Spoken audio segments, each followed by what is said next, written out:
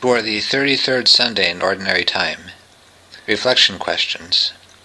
How would I live at Cornell if I really believed that my life here had been given to me by God? Are there ways in which I can encourage other students to live their gifts with Christ? The first reading is from the book of Proverbs. When one finds a worthy wife, her value is far beyond pearls. Her husband, entrusting his heart to her, has an unfailing prize. She brings him good and not evil all the days of her life. She obtains wool and flax and works with loving hands. She puts her hands to the distaff and her fingers ply the spindle. She reaches out her hands to the poor and extends her arms to the needy. Charm is deceptive and beauty fleeting. The woman who fears the Lord is to be praised. Give her a reward for her labors, and let her works praise her at the city gates. The second reading is from the first letter to the Thessalonians. Concerning times and seasons, brothers and sisters, you have no need for anything to be written to you. For you yourselves know very well that the day of the Lord will come like a thief at night. When people are saying peace and security, then sudden disaster comes upon them, like labor pains upon a pregnant woman, and they will not escape. But you, brothers and sisters, are not in darkness, for that day to overtake you like a thief. For all of you are children of the light and children of the day. We are not of the night or of the darkness. Therefore let us not sleep as the rest do, but let us stay alert and sober. The Lord be with you. A reading from the Holy Gospel according to Matthew. May the Spirit of the risen Christ be in our minds and in our hearts, that the wisdom of the gospel may penetrate the depths of our life. Jesus told his disciples this parable. A man going on a journey called in his servants and entrusted his possessions to them. To one he gave 5 talents, to another 2, to a third 1, to each according to his ability. Then he went away. Immediately the one who received 5 talents went and traded with them and made another 5. Likewise the one who received 2 made another 2. But the man who received 1 went off, dug a hole in the ground, and buried his master's money. After a long time, the master of those servants came back to settle accounts with them. The one who had received 5 talents came forward, bringing the additional 5. He said, "Master, you gave me 5 talents. See, I have made 5 more." His master said to him, "Well done, good, faithful servant. Since you were faithful in small matters, I will give you great responsibilities. Come, share your master's joy." Then the one who had received 2 talents, who came forward and said, "Master, you gave me 2 talents. See, I have made 2 more. And his master said to him, "Well done, good and faithful servant. Since you were faithful in small matters, I will give you great responsibilities. Come, share your master's joy." Then the one who had received the 1 talent came forward, and he said, "Master, I knew you were a demanding person, harvesting where you did not plant, gathering where you did not scatter. So out of fear, I went off and buried your talent in the ground. Here it is, I return it to you." His master said to him in reply, "You wicked, lazy servant. So you knew that I harvest where I did not plant, gather where I did not scatter. Should you not then have put my money in the bank so that I could have it back with interest on my return? Now then, take the talent from him and give it to the one with 10. For to everyone who has, more will be given, and he will grow rich. But from the one who has not, even what he has will be taken away. And throw this useless servant into the darkness outside, where there will be wailing and grinding of teeth." The Gospel of the Lord.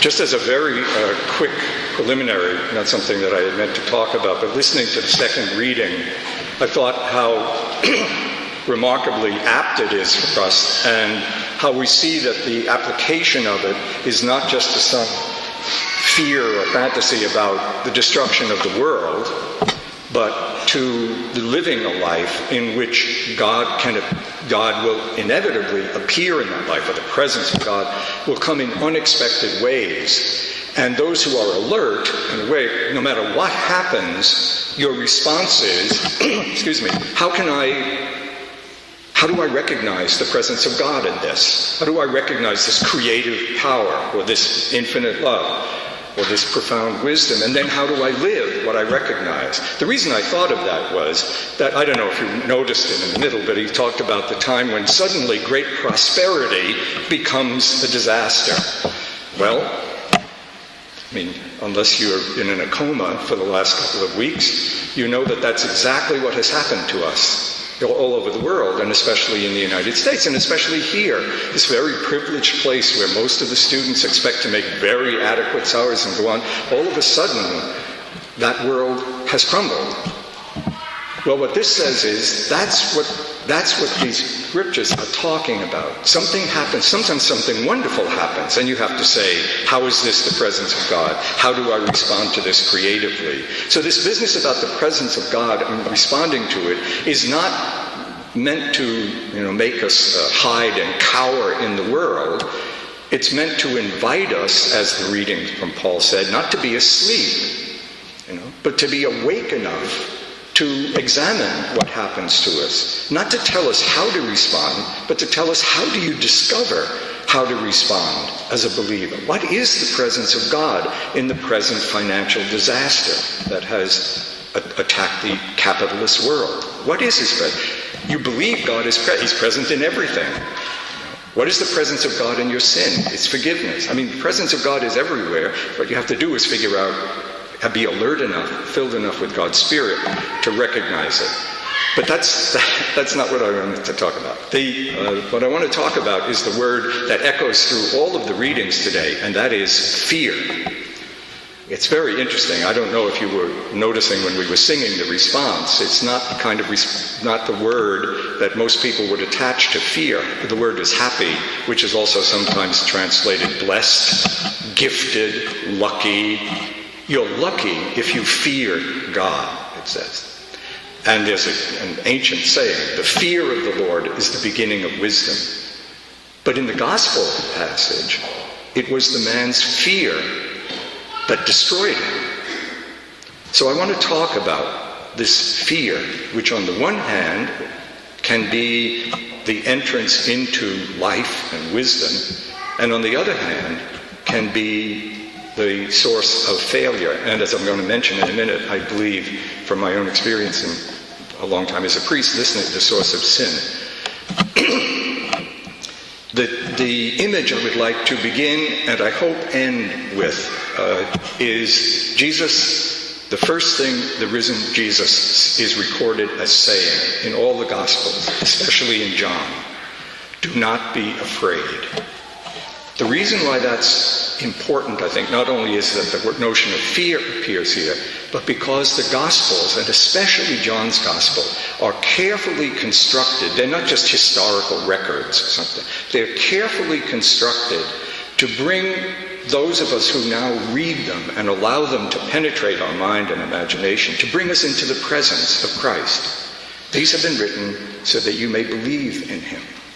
And believing in him, so you have to ask, why did they write it that way? Why does John say the first thing the risen Christ says to his disciples is, do not be afraid? But that's going to come at the end, I hope.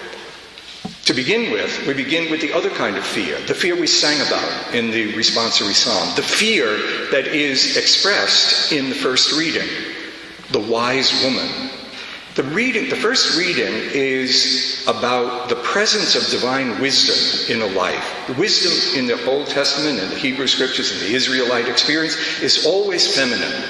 And so whenever you have the image of a woman, you also have the image of a feminine dimension of God, or the way a woman in her life might express the mystery of God if she's penetrated by the reality and power of God, God's wisdom. And that's what that description, if you remember, or go back and read it, you'll see right in the middle of it, it says she's a woman who fears the Lord. That kind of fear is not this sort of cowering fear waiting to be punished, or it's the fear that you have. It's not the usual way we use that word in English. It's more like respect.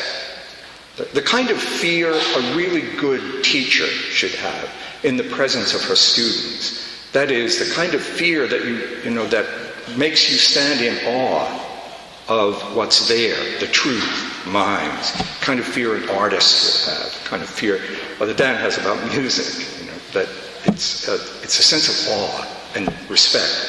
Because she respects the mystery of God's presence in her life, she produces this remarkable life. And that long reading, we only read part of it, is, even though it's culturally conditioned by the role of women at the time, she actually goes beyond. She invests in money. She runs things. She represents her husband at the gate of the city.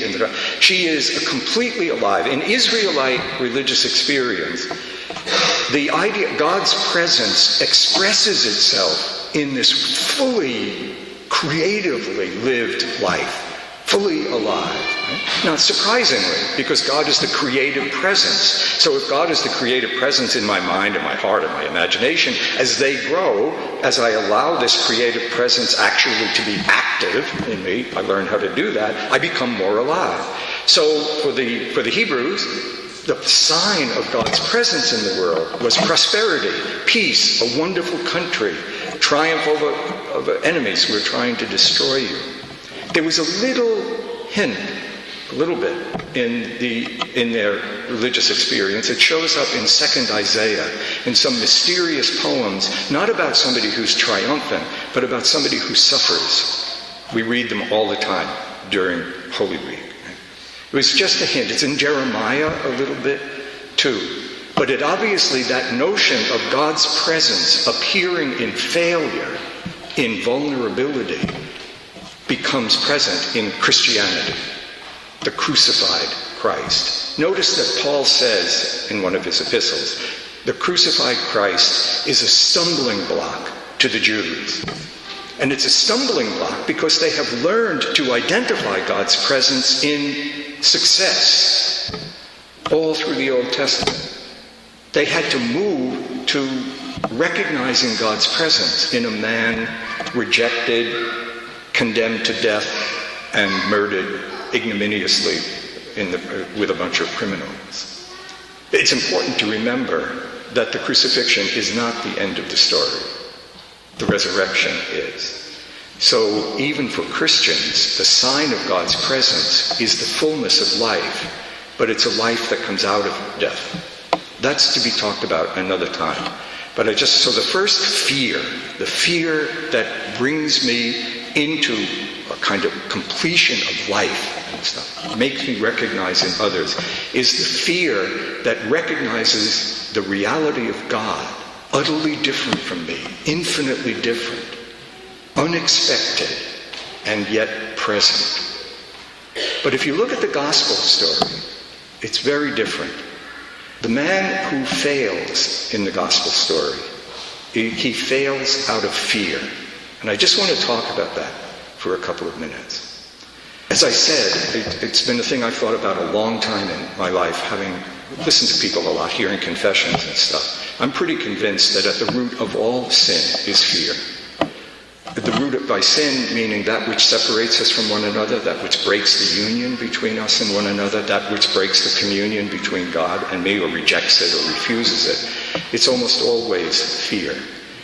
The reality of the life is something that grows slowly, and that's very important as a background to what I'm just about to say. That Jesus told this story to his disciples because he wanted to talk about the kingdom, the way God is present in your life. And he warns them about a kind of fear that can stifle the growth of that. So I just thought of a couple of ways to express this. I mean, you could think of, there are many ways you can see this. I mean, obviously as many probably as there are people here. But just a couple of them. The kind of fear that keeps me from sharing my money or my goods with other people. The fear that that I won't have what I need. The fear that there won't be enough. The kind of fear that keeps me away from other people's needs or wounds or illness. The kind of fear that makes me not have the mercy that enters the chaos of other people's lives. The kind of fear that says, I have too much to do. I have no time. I can't risk for myself the time to pray, for instance. or to listen to other people, or to sit vulnerably still, just nakedly still, in the presence of God. The kind of fear that says, I can't risk forgiving other people, because I may be done dirt by them. Or the last one I thought of, the kind of fear that says, I can't live peacefully. I have to answer evil, even very minor evil that's in my own life, other people around me who, with violence, with anger, or even very great violence as countries. All of those fears, right? What is at the root of them? It seems to me that what is at the root of them is, remember that phrase we've used a lot of times, that the most practical thing in the spiritual life is discovering the self you must lose and the self you must find. All of those fears, if you think about it, protect the self I must lose.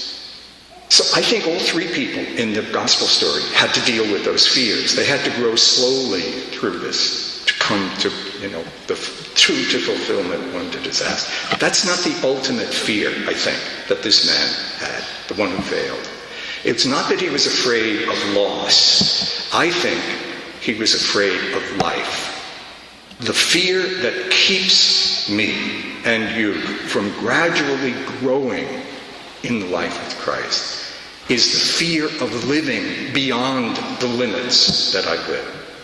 The master didn't just give them money. He gave them himself. He gave them all of this power. It was too much to live with. The Christian life, you're actually gifted with Christ. That thing I say over and over again, maybe too much after communion.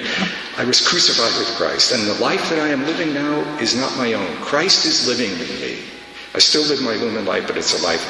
They were gifted, but it's too much life. Right? I don't want to go too far with this. I stay comfortable. I stay limited. After all, I'm just a human being. I don't have too much. It's enough. I go to Mass on Sunday, and a couple of times during the week I make some toward prayer. And I try not to break too many rules. That's no life. That's the man who's afraid. Right? Afraid of this gift of life. Here's what I think about it this way. Think about why the Eucharist is a meal. Why is the Eucharist a ritual meal? Think about a meal. Parents provide a meal to their family. They work. If you think of people who actually produce their own food, it's even more vivid. Imagine a group of, a family which grows its own food, prepares the food, and then shares it with the kids. Or people who go to work, parents go to work, they earn money. With the money, they buy the food and the stuff. Their creativity prepares it, and then they give it. The meal is giving their life to their children, right? And to one another. They give themselves to one another. In the Eucharist, that is true infinitely more. In the Eucharist, Christ becomes present and then gives himself literally so that he, in some mysterious, lives. I can actually live, Smith, with my mind and heart and all that stuff, can be alive with Christ as the one who creates that life. But it's scary. It's better just to do, don't do too much. Go to Mass, So, I've now come to the end. I would like to suggest that if you come to the Eucharist today, when you place your hand on your tongue and the priest or the minister says to you, the body of Christ, that you, as vividly as you can, picture to yourself the Christ who is offering himself to you, me, as our life, and hear him say, do not be afraid.